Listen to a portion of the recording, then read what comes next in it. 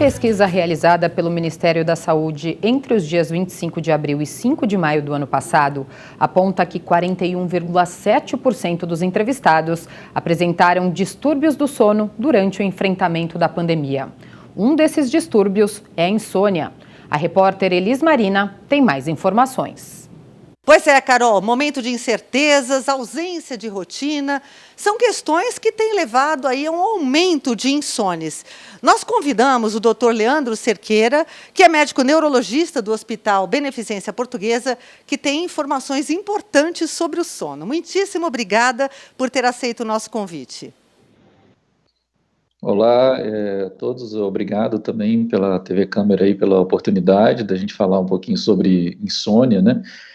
Eu acho que, assim, importante, a primeira coisa é a gente falar o que é o sono, né? O que é a importância do sono para as pessoas, né? Então, o sono é o momento que, na verdade, a gente faz um descanso, né? Não um descanso só físico, como um descanso mental também, né? Às vezes, num dia muito atrapalhado, muito sobrecarregado, é uma forma da gente descansar e para rever as ideias novas para o dia seguinte. Como é que a gente poderia classificar a insônia? É importante a gente deixar claro que existem, né, basicamente a gente consegue dividir as insônias em três tipos, assim, né, que é a insônia inicial, que é aquela insônia do paciente que tem uma dificuldade para iniciar o sono, uma insônia terminal, que é aquele paciente que ele acorda muito antes do horário que ele tem que acordar. Por exemplo, o paciente tem que acordar às 6, 7 horas da manhã, mas ele acorda às 4 da manhã de uma forma espontânea, né, que ninguém sabe explicar por que ele acorda esse horário.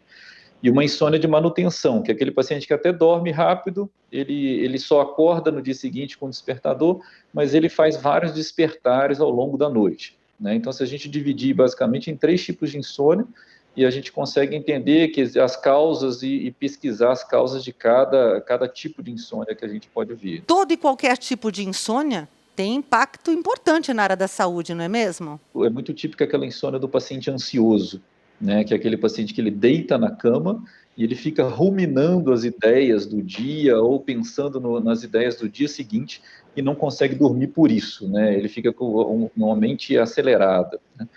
A insônia do paciente terminal, geralmente é uma insônia muito característica do paciente depressivo. Muitas das vezes é um sintoma inicial de uma depressão. É um paciente que ele acorda às 3 da manhã, às 4 da manhã e não consegue pegar no sono novamente. E essa insônia que a gente fala, da insônia de manutenção, muitas das vezes é a insônia de um paciente com uma doença orgânica, como, por exemplo, a apneia do sono. Um paciente que ele dorme muito rápido, porque ele vive cansado, mas ele acorda várias vezes ao longo da noite, né? E consequências importantes do dia, da saúde da pessoa, a gente vai observar, né? A principal queixa do paciente é a sonolência diurna, que é aquele paciente que ele cochila com facilidade ao longo do dia, né? Ele tem, às vezes, riscos, às vezes, de acidentes, como acidentes no trabalho, até acidentes automobilísticos, dele cochilar, né, dirigindo um automóvel. E ao longo do tempo, a falta de sono pode levar a doenças cardiovasculares, obesidade, hipertensão. Essas questões são muito sérias, não, doutor? E isso gera déficit de atenção, principalmente, irritabilidade, né, falta de concentração. E, na verdade, o problema é a qualidade do sono. E a longo prazo, sim, né? A gente sabe, por exemplo, hoje, que uma apneia do sono é um fator de risco independente para doença cardiovascular e neurovascular e até mesmo morte súbita, né? Então, o paciente pode não ter nenhuma outra doença, nenhuma outra comorbidade, e só dele ter uma apneia do sono, ele tem um risco maior de morte súbita, por exemplo. Para a gente encerrar, doutor, eu gostaria que o senhor desse algumas dicas rápidas de como melhorar essa questão da insônia, porque agora, na época de pandemia, muita gente preocupada, estressada, então eu acho que são dicas que vão ser bem importantes. Então, com esse quadro da pandemia, uma situação nova, isolamento social, aumentou muito a incidência de ansiedade e depressão nas pessoas, na população geral, não só no Brasil, mas no mundo todo, né? Então, isso afetou muito a questão da qualidade de sono, além do que as pessoas às vezes ficam mais em casa, acabam dormindo durante o dia e perdem um sono noturno.